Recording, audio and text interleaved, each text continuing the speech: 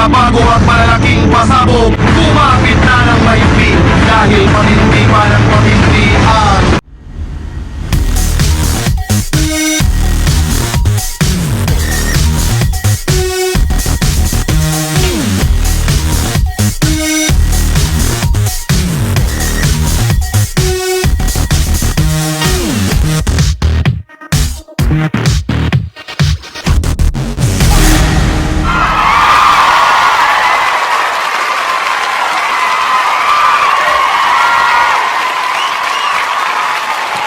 Hello there mga ka-royals, it's Prince Abs and welcome back to my channel. Let's all start this video with our latest showbiz news.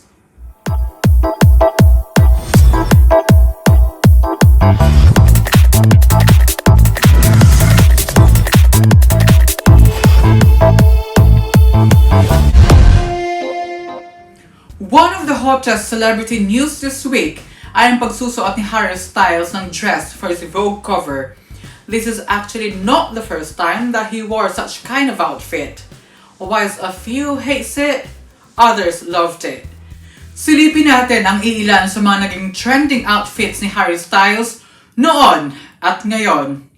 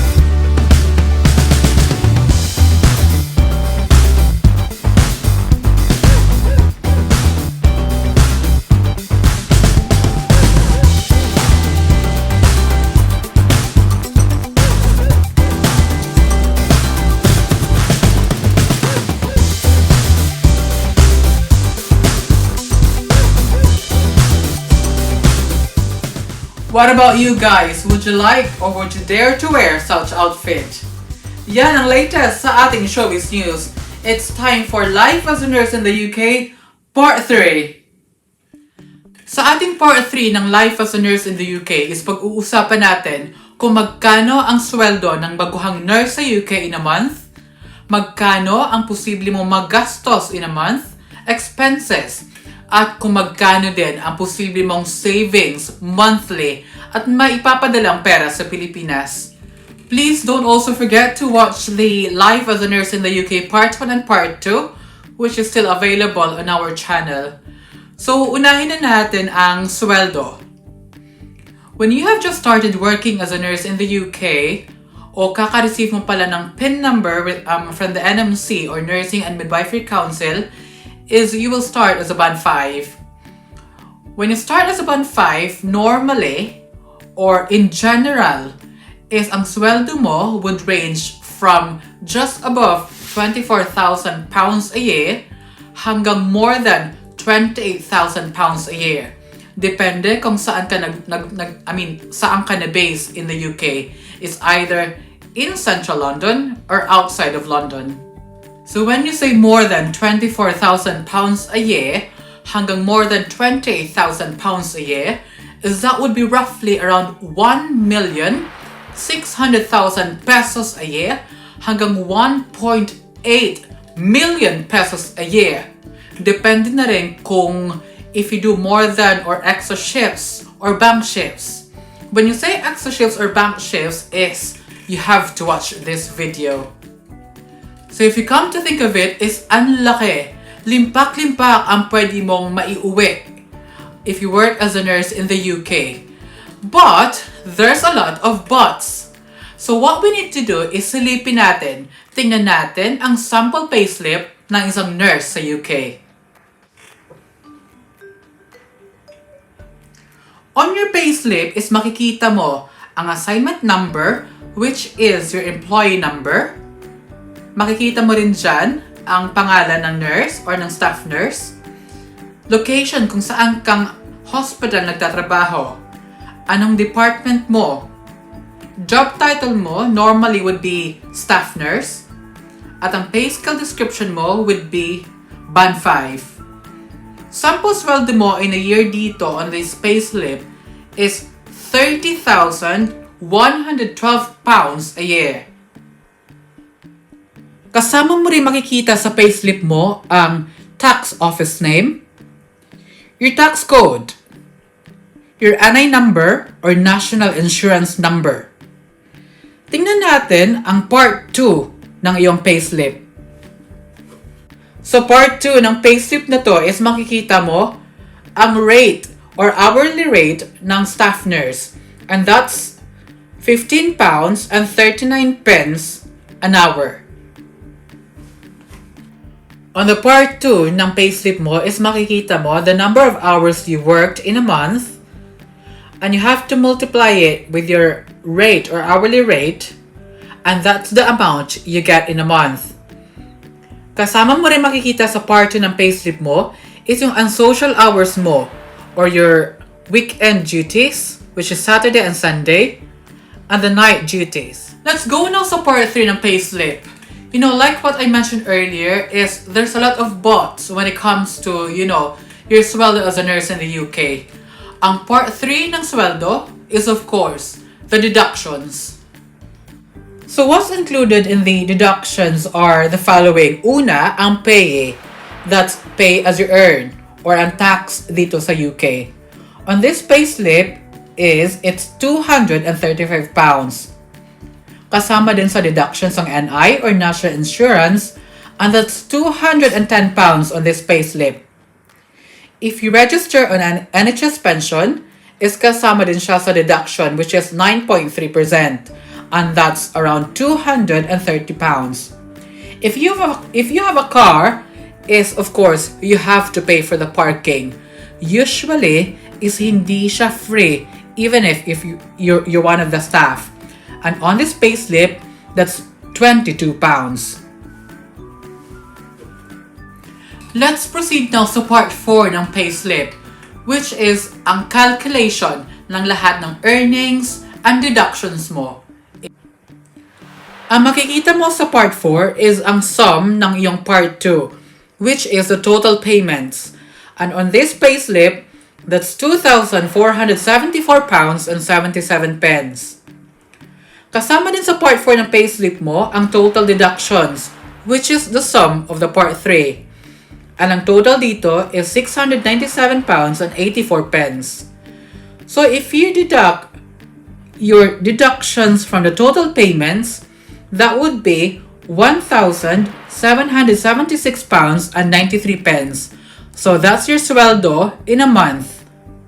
So yung sinasabi nilang more than £24,000 a year hanggang more than £28,000 a year is don't get very excited because hindi mo makukuha ng buo yun. Because of course, you have to pay for your deductions. Kasama na doon ang tax, national insurance, and of course, your pension. So sabi nga nila, the more you earn, the more you pay.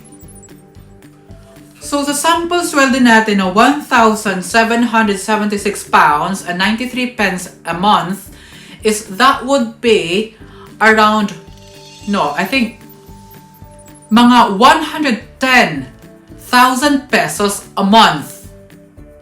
But there's another but. Sa sinasabing more than 100,000 pesos a month, hindi mo na naman makukuha ng buo yun. Because of course, you have to pay for your expenses. Alam nga naman, hindi ka kakain. Alam nga naman, titira ka sa street, of course, you have to pay for your accommodation. So, sa ating part 2 is we have to talk about gastos and expenses ng nurse in the UK. Let's talk about first the accommodation. Iba-iba rin ang, bayarin when it comes to accommodation kasi of course, depende kung, let's say, single ka or you're married with kids. So, sa experience ko and as what I know with the accommodation here in the UK is it should be between 300 to 600 pounds a month. Yung 300 to 60 pounds a month is only my estimate. Depende kung saan ka nakatira in the UK. It's either in central London or outside of the London area. So what we're going to do is tingnan natin sa Google kung magkano ang makikita o marahanap nating accommodation in central London and outside of the London area. So let's check Google. So what I did is I went to Google at naghanap ako ng shared room or shared accommodation, meaning may kasama kang other members of the household. Pero of course, sa'yo yung room. Kasi when you're new in the UK, of course, hindi mo naman kailangan agad ng malaking accommodation. Kailangan mo rin, of course, mag-save.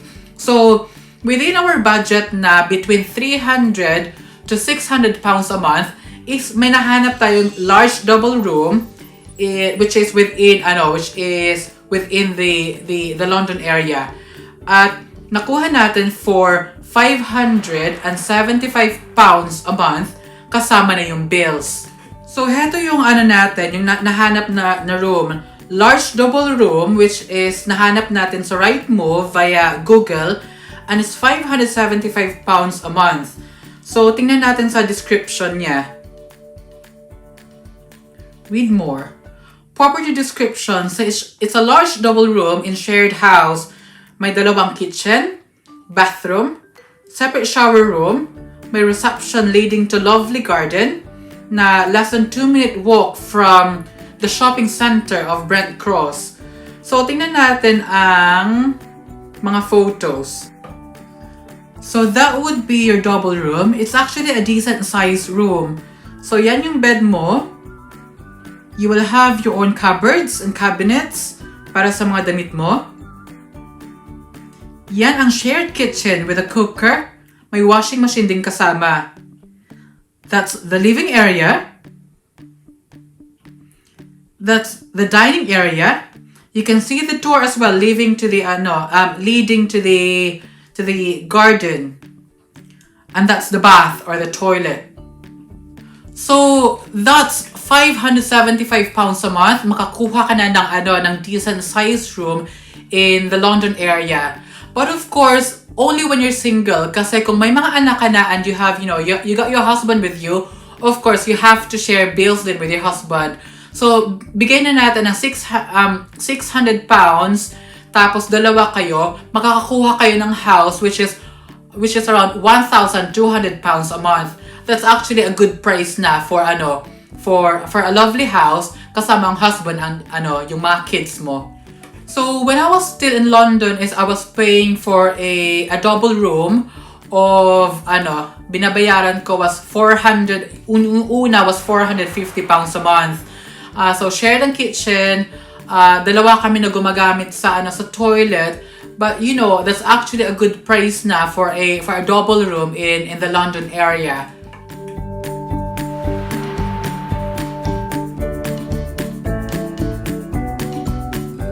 So sa description niya is it comes with, it's a fully furnished room and a smart TV in your room.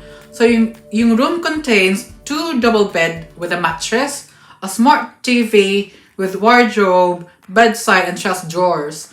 So kasama sa house is yung kitchen diner, washing machine, tumble dryer, at may makasamang it has 2 en-suites available and 1 smaller room. So it's 395 pounds a month, which is near the York City Center. So sa sweldo natin na binigay or yung sample natin kanina, which is 1,776 pounds a month. So, kung ima-minus natin yung accommodation natin, which is between 300 and 600 pounds a month, that would be around 1,100 hanggang 1,400 pounds a month na makukuha nating sweldo minus, the accommodation. So that would be roughly around 70 to 90,000 pesos a month. So sa sweldo nating 70 to 90,000 pesos a month as a nurse in the UK is of course hindi pa natin makukuha ng buo yun because of course we have to eat. Kailangan din natin kumain. So, for a single person, ang estimate ko lang, this is only an estimate, is in a month, it should range between 100 to 200 pounds a month. So, kung single ka, kakalapag mo lang dito sa UK, and kakastart mo lang, working as a nurse in the UK, is roughly, ilagay na natin between 100 to a maximum of 200 pounds a month ang gastos mo for your food. So when we say 100 to 200 pounds a month, i-convert natin to peso, that would be between 6,000 to 13,000 pesos a month. So let's go to the calculation na. I-minus na natin lahat ng deductions from the sweldo nating 1,776 pounds a month as a newly qualified nurse here in the UK. Sweldo nating 1,776 pounds a month, that would be minus, 300 to 600 pounds for the accommodation. And minus between 100 and 200 pounds for our food.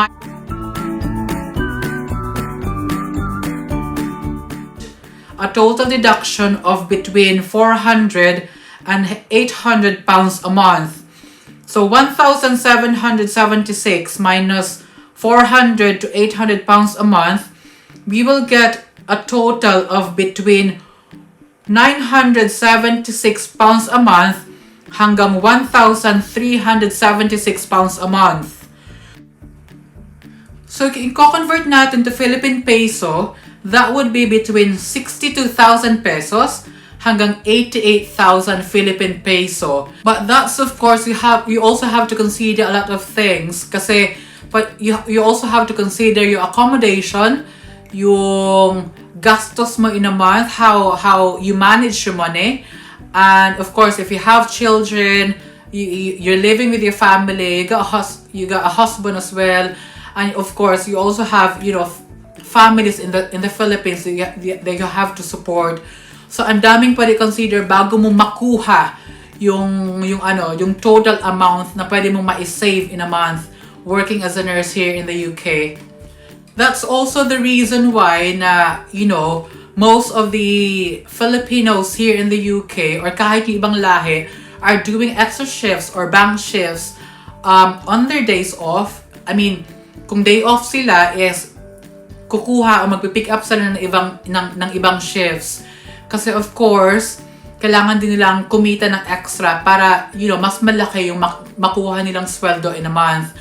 So, if you want to get the idea kung ano ang ibig sabihin ng bank shift at kung magkano yung possible amount na makuha mo doing a bank shift, is you have to watch this video kasi it's very helpful to also consider kung gaano ka kasipag working as a nurse here in the UK.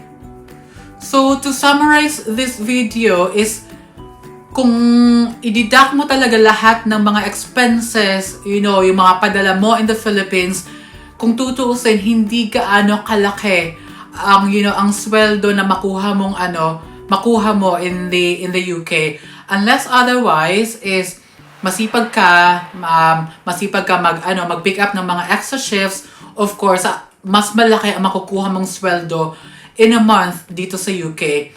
And the more experience you have, the more number of years you work in the UK is tataasin yung sweldo mo.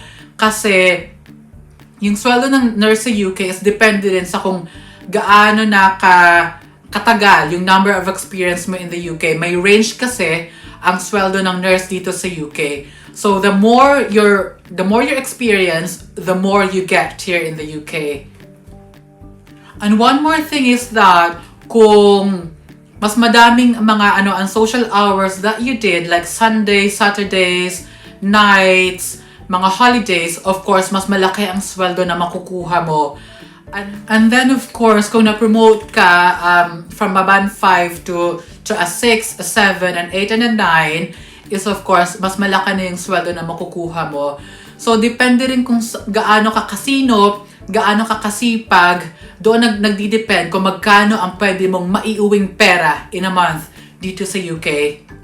So I hope na may aral kayo nakuha after watching this video. Hindi po madali magtrabaho, abroad, outside of the Philippines. So I hope na i-appreciate natin lahat ng efforts na ginagawa ng ating mga OFW or overseas Filipino workers. And, ipakita natin sa kanila na we do love them and we do support them. Thank you all very much, mga Royals. Don't forget to like, share, subscribe, leave a comment below para sa mga shoutouts and para sa inyong mga comments. And hit the notification bell para updated kayo sa ating happenings. Thank you and goodbye.